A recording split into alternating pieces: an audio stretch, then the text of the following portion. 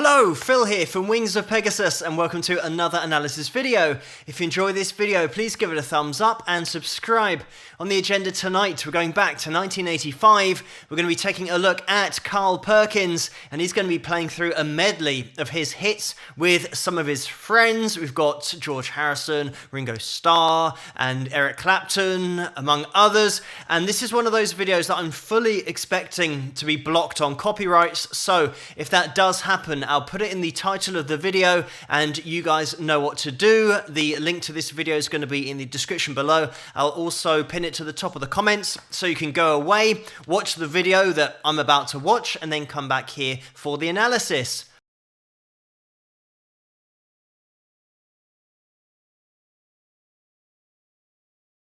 And there we have it. To be totally honest, while I was watching that video, I forgot that I was doing an analysis video and I've watched it all the way to the end, or at least just before we get into the next performance, which, interestingly enough, Carl doesn't remember the song, but then George Harrison starts up. You can watch that if you're going to watch the video the whole way through. The amount that George Harrison is into this performance, Carl being one of his idols, that's something that is nice to see, but also shows you the way that music works in terms of George Harrison being such a legendary musician himself and loved by musicians and fans, but he looked up to Carl Perkins. That was his idol, and nobody in the music industry has ever just invented their own instrument and invented a new genre and has never listened to anybody else. It's just something that they came up with by themselves. There are always influences with every legendary artist, like here, George Harrison is just looking at a previous artist that was legendary and that he heard and has taken on all of those influences, especially when you listen to some of these Carl Perkins lines that he's playing on the guitar. You can paste them into the Beatles in terms of some of the lines, some of those chord fills that are going on. Just classic Beatles in the mid-60s, but it all came from Carl Perkins to start with. And of course, Carl Perkins being influenced by the early blues players and gospel, and that whole side of things that worked its way into his music that would then go on to influence future musicians. And it's great to watch on a little bit more because that's when George Harrison will start playing Glad All Over, another one of Carl's songs, and Carl says that he can't remember the words, but they start it up and it all comes back, and George plays the little lead section from it, so he knows it all off by heart. And it's great as well because this is what music's all about. Just musicians picking up their instrument and just jamming out some songs. And there's no egos. There's a mutual respect between all of the musicians on stage here. And that's what makes it so enjoyable to watch.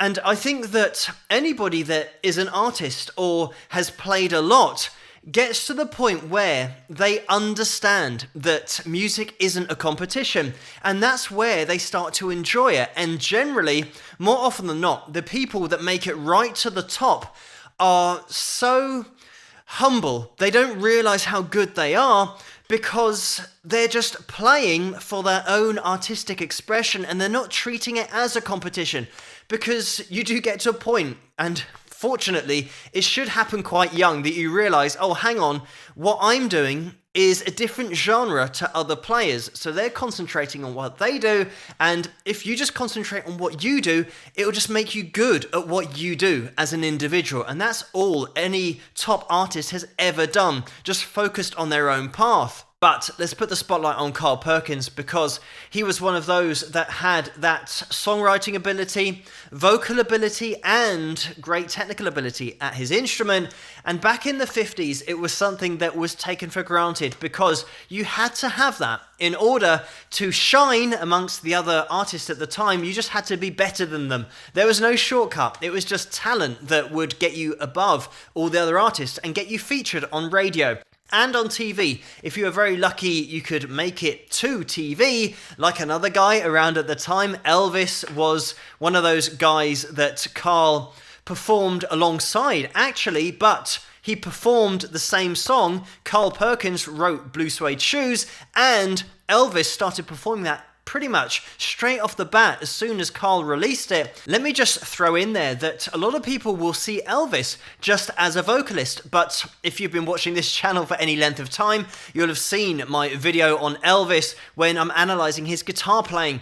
Elvis had that technical ability to play the guitar. He also played piano, so they still have the ability to accompany themselves if need be. It's something that, like I said, was taken for granted in the 50s. You had to be able to do that. Just have a quick word about the guitar playing here. When we go to Eric Clapton for the solo, lots of slides, all in the major pentatonic shapes here, and a little hint of minor key and blues in there, but that's the point. It's only a tiny bit of minor and then into the major progression that the whole song is based on. And that's the great thing about this kind of song, is it feels uplifting because of the major key, and especially when you're soloing and really leaning towards the major scale, it's just going to make it feel good, especially with a moderate to high tempo. That's what we've got here. The other thing rhythm-wise with the guitar playing is that running bass line that's always in there when we're going from the A string down to the E string, and exactly the same with the D sometimes down to the E string. It's just keeping it all moving along, and at the same time, you'll have little fills that are thrown in there by Carl and George Harrison in this performance. Doing an analysis video on Carl Perkins could take years because of these different elements that he had as an artist, being able to write great songs, which is the hardest part, but also the way that he wrote those songs in terms of following that classic 1-4-5 chord progression. And it's so simple, yet making the song so interesting like Carl could is an art in itself. And I'm just going to quickly try and explain the 1-4-5 chord progression because you might not know what it is. If we're taking a major scale, which is the Do, Re, Mi, Fa, Sol, La, Ti, Do scale that I have mentioned in other videos, you've got different notes and you can sing those if you want to. The first note, let's say it's a G. We then count along. The next note in that major scale is going to be an A. The next note in the scale is a B. The next note is a C. And the next note is a D. So if we're counting those and giving them numbers, we've just had 5 as we've counted through. So we've gone 1, 2, 3, 4, 5. So if I now want the chords from those 5 that I've just counted out, it was G. And then I don't want the A. I don't want the B, I want the C, and I want the D. So we get rid of these two, and we're left with 1, 4, and 5. That's just 1, 2, 3 that we've missed out, 4 and 5. So we're left with our G, which is the first chord. That's the root chord, that's what we're starting in. And then we have our C and our D. And that's a 1, 4, 5 progression. So that's just how it works. It literally is just the notes of the major scale counted out. I don't want to make it too complicated, but by the time you've counted through your notes to 8, you're back where you've started. You're now an octave higher. So you'll generally see on tables that have this all written out, just 7 columns that tell you which chords are which numbers, and if there's an 8th column, it'll be the same as that first column. As this is my first video on Carl, I do want to cover a bit of his background because it is so interesting to think that when he was 6 years of age, he was working, and a totally different time. He was working out in the fields, and in his school holidays, he would then be working for between 12 and 14 hours in the fields. And he said that it was a case of your hours were from when you can to when you can't, in terms of you just stop working when you physically can't work anymore. And working all of these hours every day as a 6-year-old, it was just to buy a potato and just to have enough food to survive. So certainly a very difficult start to his life, and he didn't have a lot of money. Obviously his family didn't, so his dad tried to make him a guitar out of a cigar box and a broom as well and stuck those together. But then their neighbor was selling a guitar which he picked up for $2. His father did, and gave it to Carl because Carl liked to listen to the Grand Ole Opry on the radio. So Carl started playing the guitar. And another guy who worked in the field, he was called John Westwood, and he was an African American working in the field, and Carl was working as well, and he would teach him how to play the guitar. But the good thing about John, and Carl called him Uncle John, is that he gave Carl an appreciation for the feeling of music, the blues and gospel music, and how you have to feel it when you're playing it and get really close to the guitar so you can feel it go all the way down into your soul. And this is something that Carl was given an appreciation of early on. The other thing about Carl with his guitar is that when he broke a string, he couldn't afford to buy any more strings. So he would tie that string and just continue to play, which meant that when he slid up a string, if he went over where those strings were tied, he would cut his finger. So he started to bend the strings, and then he found that bending the strings gave it a different sound, and you could get a bluesier sound with bends. When Carl was 15, this would have been in 1947, his family moved to a new house.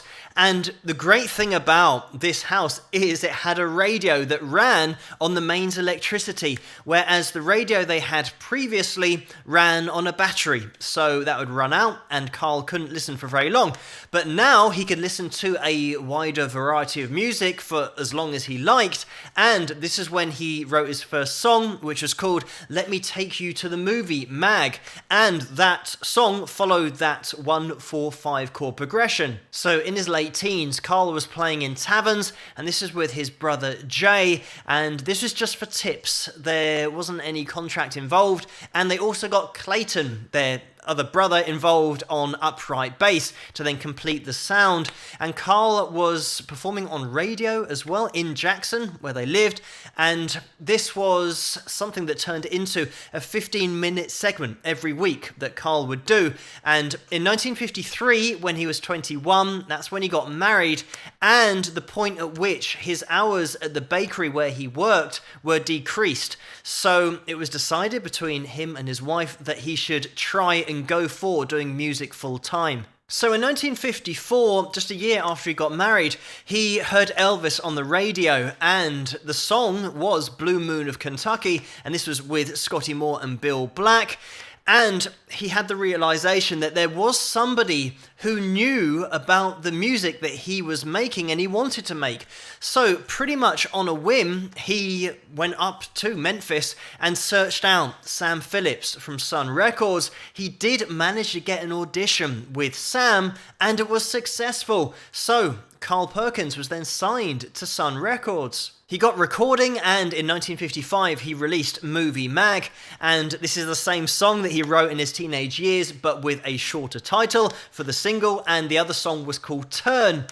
The great thing was that Carl did a couple of shows with Elvis. He was booked onto those shows. He was getting out there, and it must have been great to have performed with the guy that you were listening to on the radio and who inspired you to then get up and go to Memphis to just see what would happen. So he was performing with Elvis, and he said about these shows that rock and roll was just taking off, and it was exploding like TNT in terms of the audience reaction to it. So New Year's Day 1956 is when Carl released Blue Suede Shoes, which was a massive hit. Went to number 1 in the country charts. It also went to number 3 in the rhythm and blues charts, and it was also the first ever song to sell over 1 million copies for Sun Records. So it was making history for them as a record label.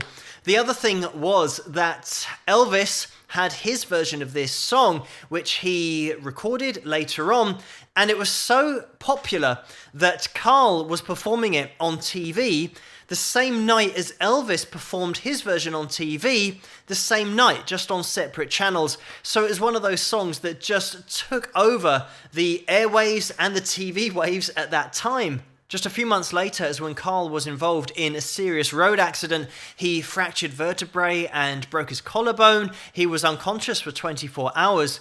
His brother Jay was also seriously injured. He fractured his neck and unfortunately never recovered from the injuries and would pass away in 1958.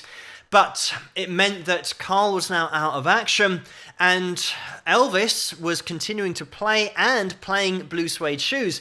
So as Carl was recovering in the hospital, Elvis's version of Blue Suede Shoes was doing really well, and Carl really couldn't get his music out there during this time. By late April, Carl was playing again, and he'd get back into the studio and start recording for future releases.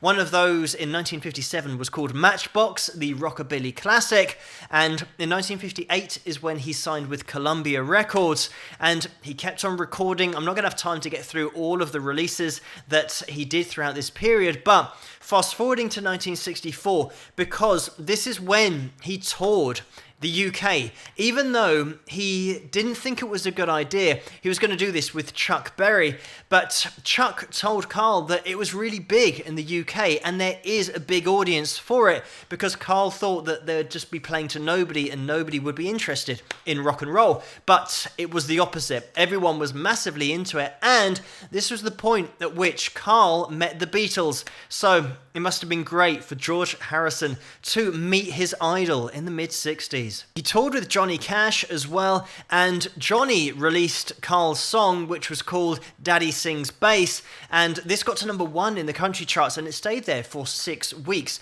So it was a massive hit, one of Carl Perkins' songs, as I said, writing for other artists, but he was very close with Johnny Cash and appeared on his show as well. He also wrote a song for Johnny's brother, who was Tommy, and that was called Rise and Shine, and that got to #9 in the country charts for Tommy. In 1970, Carl finally got his royalties in terms of the ownership of them from Sam Phillips, and this is something that happens all the time in the music industry. When you sign a recording contract, it's been the same for all time, and it will continue. You lose all of your rights. You lose all of the royalties to everything that you're going to do in the future. So whenever I see somebody sign a record deal nowadays with a major label, it's just bad news.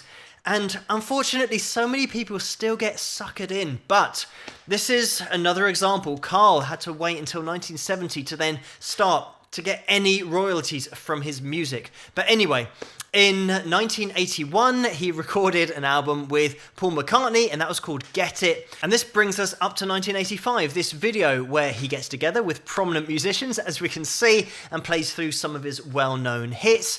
In 1989, he recorded an album called Friends, Family, and Legends. And unfortunately, that was the time that Carl developed throat cancer. In 1990, he released the album 706 Reunion, and that was with Scotty Moore.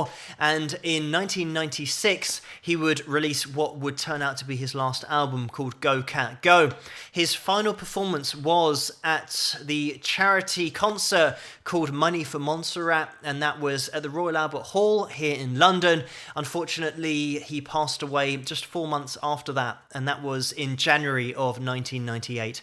But Carl Perkins, one of the giants of the game and an inspiration to so many future generations, including the people that he's playing with in this particular video.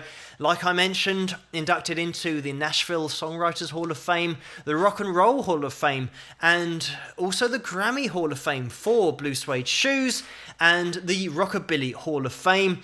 So much that he achieved throughout his career, and a great performance here, which is just a feel-good performance, as music should be. Just guys getting their guitars out, jamming along to a great track. But thank you guys so much for suggesting this video for me to take a look at, and keep those suggestions coming in the comments below. Let me know what you guys think, and if you enjoyed this video, please give it a thumbs up and subscribe, and I'll see you guys at the next one. Rock!